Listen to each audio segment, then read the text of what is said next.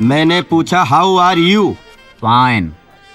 अरे यार तुम लोग इंग्लिश की बहुत प्रॉब्लम रखते हो यार। हाउ आर यू मतलब कौन हो। বন্ধুরা, আজকে আমরা আলোচনা করব বলিউড সিনেমার বিখ্যাত কমেডিয়ান রাজপাল যাদবের, যিনি আমাদের বছরের পর বছর হাসিয়েছেন। সেই প্রিয় কমেডিয়ান রাজপাল যাদব আজ নিজে হাসি মুখে নেই। আজ তিনি দিল্লির তিহার জেলের 4 দেওয়ালের মাঝে বন্দী রয়েছে। ঘটনাটি শুরু হয়েছিল 2010 সালে। নিজের স্বপ্নের সিনেমা আতা পাতা লাপাতা তৈরির জন্য তিনি 7 কোটি টাকা ঋণ নেন। আজ তার এই 7 কোটি টাকার ঋণই গলার কাঁটা হয়ে দাঁড়িয়েছে।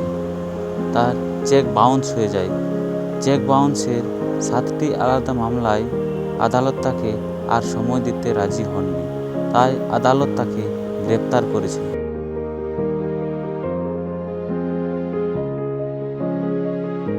কিন্তু একটি ভালো খবর, এই কঠিন সময়ে বলিউড তার পাশে দাঁড়িয়েছে।